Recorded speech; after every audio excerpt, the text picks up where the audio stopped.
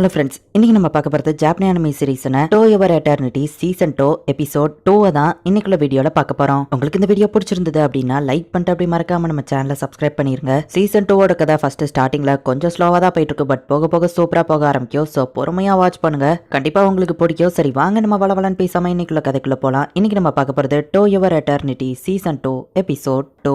நாக்கர்ஸ ஃபோஷி ஈஸியா தோக்கடிக்கிறான். ஹைசையோட பேத்தியான ஹிசாமி நம்ம ஹீரோவை தேடி வந்திருக்கா. மயக்க மருந்து கொடுத்து நம்ம ஹீரோவை மயங்க வச்சிருந்தா, பட் மாரிக்கு எதுவுமே ஆகல. ஹயசே ஒரு தடவை இந்த பாய்சனை கொடுத்து என்ன மயக்கிருக்கா, பட் அவ்வளோ ஈஸியில இனிமே என்ன தோக்கடிக்க முடியாது அப்படின்னு டொமாரே ஹிசாமைய அவ பறவையை விட்டு பிடிக்க சொல்றா. நீ ஜனாண்டால தானே இருக்கணும், இங்க என்ன பண்றேன்னு கேட்கவும், ஜனாண்டாவை என் ஃப்ரெண்ட்ஸ் பாத்துக்கிட்டாங்க, சோ நீ அதை பத்தி கவலைப்பட தேவையில்ல அப்படின்னு அவ சொல்லவோ, ஃபோஷி எங்களுக்கு தான் சொந்தம் அப்படின்னு சொல்லி ஹிசாமை சொல்றா. ஃபோஷியை கொல்ற அந்த நாக்கர்ஸ் கூட சேர்ந்து ஒர்க் பண்ற ஒன்னியா என்னால சும்மா விட முடியாது அப்படின்னு டொமாரே சொல்லவோ, இது எதுவோ பண்ணாது அப்படின்னு சொல்லிட்டு அவங்க இருந்து எஸ்கேப் ஆகலான்னு போகவும், டொமாரே போயிட்டு ஹிசாமையோட கையை பிடிக்கிறா. பட் அந்த நாக்கர்ஸ் வந்துட்டு டொமாரேவை அட்டாக் பண்ணி அவளோட கைக்குள்ள அந்த ரூட்ஸ் அனுப்புது. டொமாரே அந்த ரூட்ஸை வெட்டி விட்டுருதா. அந்த பறவை அவளை அட்டாக் பண்ணுது. ஹிசாமே மயங்கி விழுந்துருதா. பட் அவளோட கையை கண்ட்ரோல் பண்ணி ஹிசாமே அங்கிருந்து அந்த நாக்கர்ஸ் தப்பிக்க வச்சிருது. என்னதான் இவ பாய்சன் ரெசிஸ்டன்ஸா இருந்தாலும் நாக்கர்ஸ் இவ உடம்புக்குள்ள அப்படியே பரவுறதை இவளால தடுக்க முடியல. ஃபோஷி அப்படின்னு சொல்லிட்டு அவ அப்படியே மயங்கிருதா. இப்ப நம்ம ஹீரோ எந்திரிச்சு பாக்குறான். அந்த வில்லேஜோட தலைவர் வீட்டுல நம்ம ஹீரோ இருக்கிறான். என் கூட இருந்தவங்களுக்கு என்னாச்சு நம்ம ஹீரோ கேட்குமா, அவங்கள கூட்டிட்டு போய் அவன் காமிக்கிறான். ஹிசாமையோட கையில இருந்து நாக்கர்ஸ் இவளை அட்டாக் பண்ணிடுச்சு. ஹிசாமே கையை கண்ட்ரோல் பண்ணி அதை அவளை தப்பிக்க வச்சிடுச்சு அப்படின்னு ஃபோஷி கிட்ட அவன் எக்ஸ்பிளைன் பண்றான். டுமாரியோட கண்டிஷன் ரொம்ப மோசமா இருக்கு. ஏ ஃபோஷி என்ன பத்தி கவலைப்படாத அப்படின்னு சொல்லிட்டு அவ வைன் குடிக்கிறா. அவளை காப்பாத்த வழி இல்லையா நம்ம ஹீரோ கேட்கவும், நாக்கர்ஸ் உடம்பு ஃபுல்லா பரவிட்டு வர எந்த வழியும் இல்ல, வலிக்காத ஒரு சாவையாச்சும் கொடுக்கலாம் தான் அவளுக்கு நான் வைன் கொடுத்தேன் அப்படின்னு கூட இருக்கவன் சொல்றான். திரும்பவும் என்னால ஒருத்தங்க இறந்து போக போறாங்க அப்படின்னு நம்ம ஹீரோ கஷ்டப்பட்டுட்டு நான் ஏதாச்சும் பண்ணணுமான்னு கேட்கறான். நான் கண் மூடுற வரைக்கும் என் கூடவே கொஞ்ச நேரம் இருக்கிறியா அப்படின்னு அவ கேட்கவும், அவ்வளவுதானு சரி நம்ம ஹீரோவை உட்காந்துருக்கான். அவன் ஏதோ ஐலாண்ட்ல இருந்தான்னு கேள்விப்பட்டேன்னு அவ கேட்கவும், அவன் நானும் ஸ்ட்ராங்கா மாறணும் ட்ரைனிங்லாம் எடுத்தான், ஆனா அது எதுவுமே ஒர்க் அவுட் ஆகல. பியூரான ஒருத்தங்க என் கூட இருந்தாங்க,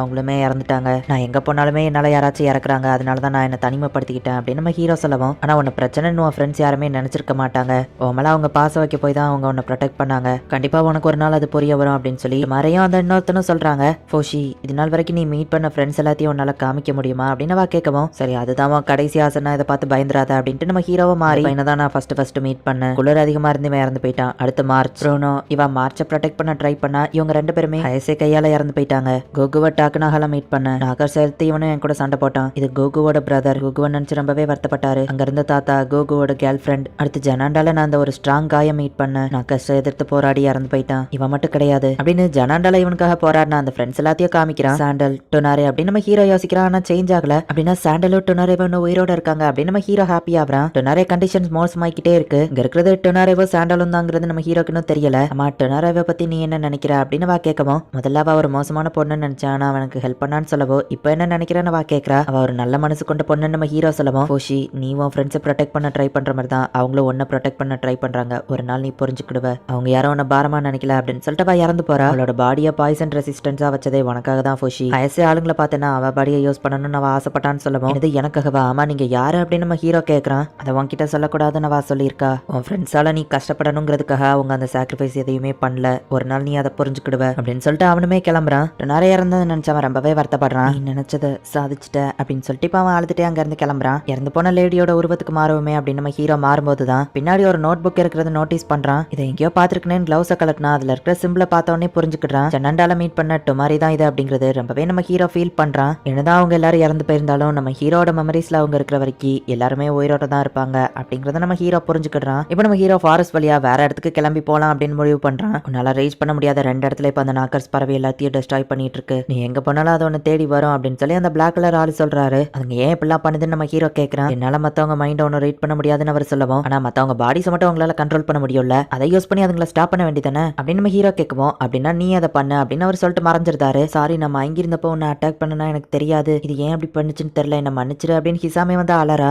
நிறைய மாறப்போ ப்ளீஸ் இந்த ஒரு மட்டும் வேண்டாம் அப்படின்னு அதை பார்த்தா பயப்படுறா. நாக்கர்ஸை வெட்டிடலாம் நம்ம ஹீரோ ட்ரை பண்ணா, அது அங்க இருந்து தப்பிச்சிருது. இப்ப புரியுதா அது ஏன் டேஞ்சர்னு சொன்ன அப்படின்னு நம்ம ஹீரோ கேட்கவும், சரி இனிமே நான் அவன் பக்கம் வரமாட்டேன், என்னோட நெக்ஸ்ட் ஜெனரேஷன் பாத்துக்கிடுவாங்க அப்படின்னு ஹிசாமே சொல்லவோ, சரி ஓகே நீ என்ன ஃபாலோ பண்ணு, நான் உன்னை வெளியே கொண்டு போய் பெரிய ஆளுங்க கிட்ட விட்டுருந்தேன் அப்படின்னு நம்ம ஹீரோ சொல்றான். நம்ம ஹீரோவை அட்டாக் பண்ணணுங்கிறது அவ பிளான் கிடையாது. சோ அந்த நாக்கர்ஸை கண்ட்ரோல் பண்ண அவளோட கையவா இருக்கமா கட்டி வைக்கிறா. இப்ப நீ என்ன பண்ண போற நம்ம ஹீரோ கேட்கவும், கார்டியனா என் ஒர்க்கை மெயின்டைன் பண்ணி இன்னொரு குழந்தைய பத்து அதுகிட்ட இதை நான் பாஸ் பண்ணிடுவேன், அந்த குழந்தைய உனக்கு பிடிச்சா போதும் அப்படின்னு வா சொல்லவும், எதுக்கு இதெல்லாம் பண்றீங்கன்னு நம்ம ஹீரோ கேட்கறான். உன்னை ப்ரொடெக்ட் பண்ணணுங்கிறது எல்லா கார்டியன்ஸ்க்கும் தெரிஞ்ச விஷயம், ஆனா இன்னொரு கோலும் எங்களுக்கு இருக்கு, என்னோட அம்மா பாட்டி நான் எங்களோட கோல் வேற, உன்னோட குழந்தைய என் வயித்துல சமக்கிறது அப்படின்னு வா சொல்லவும், அப்படி பண்ணா நீ சாட்டிஸ்ஃபை ஆகி என்ன விட்டுருவியா நம்ம ஹீரோ கேட்கறான். தெரில அப்படின்னு வா சொல்றா. குழந்தை பத்துக்கிடுறது எப்படி அப்படின்னு நம்ம ஹீரோ கேட்கவும் 2 பேர் சேர்ந்து ஒன்னா தூங்கினா போதுனவா சொல்லவும் அச்சோ நான் நிறைய பேர் கூட அப்படின்னா தூங்கியிருக்கனே நம்ம ஹீரோ சொல்லவும் அதுக்குன்னு ஒரு வயசு வரணும் எனக்கு இன்னும் அந்த பருவம் வரல பட் அது வர்றப்ப உனக்கு என்ன பிடிக்கலாம் அப்படின்னவா சொல்றா உன் கையில இருக்கிறது கிட்ட சொல்லு நான் அதுகிட்ட பேசணும்னு ஆசைப்படுறான்னு சொல்லவும் மேபி அது கேட்டுட்டு தான் இருக்கும் அப்படின்னவா சொல்றா இசாமே தூங்கினதுக்கு அப்புறமா நம்ம ஹீரோ அவளை கழுத்துல ஒரு ஊசியை வச்சு குத்தி மயங்க வச்சிருந்தான்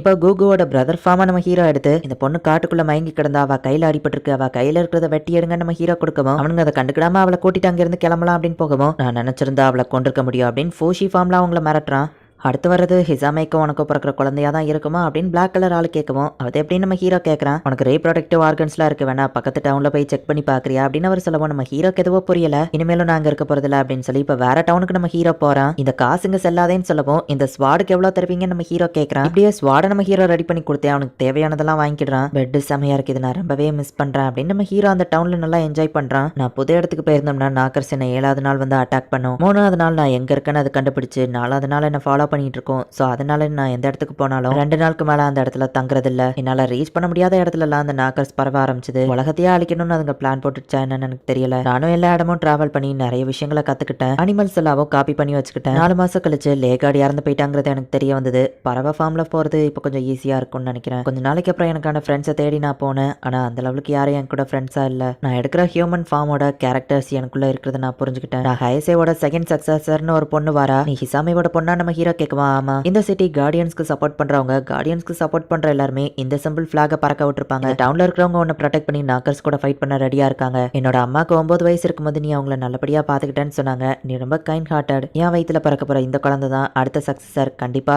இதையாச்சும் நீ ஏத்துக்கிடுவேன்னு நினைக்கிறேன் அப்படின்னு வா சொல்றா இப்படியே பல வருஷங்கள் ஓடிட்டே இருக்கு ஹயசேவோட வம்சாவளிகளும் நம்ம ஹீரோ கூட குழந்தை பெத்துக்கிடணும்னு வந்துகிட்டே இருக்காங்க ஆனா டொமாரோட ஃபார்ம் நம்ம ஹீரோ எடுக்கவுமே அவங்க பயந்தாங்க இருந்து ஓடி இருந்தாங்க போஷி நாக்கர்ஸ் இந்த பக்கம் நெருங்கிடுச்சு பட் கார்டியன்ஸ் அது கூட ஃபைட் பண்ணி தடுத்துட்டு இருக்காங்க அப்படின்னு அவர் சொல்லவும் வருஷங்கள்ல பெருசா எனக்கு ஃப்ரெண்ட்ஸ் கிடைக்கலனாலும் மாறாத ஒரு விஷயம் இந்த கார்டியன்ஸ் என்ன புரிஞ்சுக்கிட்டு என்ன ப்ரொடெக்ட் பண்றதுக்காக நாக்கர்ஸ் கூட ஃபைட் பண்ணிட்டு இருக்காங்க அப்படின்னு நம்ம ஹீரோ நினைக்கிறேன் எப்போ பொண்ணுங்க தான் வருவாங்க பட் இந்த தடவை நான் தான் ஹயசேவோட 6th சக்சஸர் அப்படின்னு சொல்லி ஒரு பையன் வந்திருக்கான் என்ன ஆம்பளை வந்திருக்கான் நம்ம ஹீரோ ஷாக் ஆகுறான் இந்த இடத்துல இந்த எபிசோட் முடியுது ஃபர்ஸ்ட் எடுத்த உடனே கதையை வேற லெவல்ல கொண்டு போயிட மாட்டாங்க போக போக தான் கதை சூப்பரா போக ஆரம்பிக்கும் சோ பொறுமையா வாட்ச் பண்ணுங்க ஹயசேவோட ஆளுங்க நம்ம ஹீரோவா அவங்களுக்கு சொந்தமாக்கிக்கிடணும்னு நினைச்சாலுமே கூட பல வருஷங்கள் போயிட்டு இருக்கு அவங்க கிரியேட் பண்ண கார்டியன்ஸ் அப்படிங்கிறது தான் பல வருஷங்களா கடந்து வந்து நம்ம ஹீரோ கூட சேர்ந்து அந்த நாக்கர்ஸ் கூட ஃபைட் பண்ணி நம்ம ஹீரோவை ப்ரொடெக்ட் பண்ண ட்ரை பண்ணிட்டு இருக்காங்க நம்ம ஹீரோக்கு பெருசா ஃப்ரெண்ட்ஸ் யாரும் இல்ல அப்படியே ஃப்ரெண்ட்ஸ் இருந்தாலும் நிறைய பேர் இறந்து போயிட்டே தான் இருக்காங்க பட் இந்த கார்டியன்ஸ் நம்ம ஹீரோக்காக நாக்கர்ஸ் கூட ஃபைட் பண்ணி ப்ரொடெக்ஷன் கொடுக்குறாங்க ஸோ நம்ம ஹீரோ அவங்க சைடு ஜாயின் பண்ண போறானா என்ன நடக்க போகுதுன்னு போக போக இருக்கிற எபிசோட பார்த்து தெரிஞ்சுக்கோங்க அண்ட் உங்களுக்கு இந்த வீடியோ பிடிச்சிருந்தது அப்படின்னா லைக் பண்ணிட்டு அப்படி மறக்காம நம்ம சேனலை சப்ஸ்கிரைப் பண்ணிருங்க தேங்க்யூ ஃபார் வாட்சிங் பாய் கைஸ் நெக்ஸ்ட் எபிசோட்ல மீட் பண்ணலாம்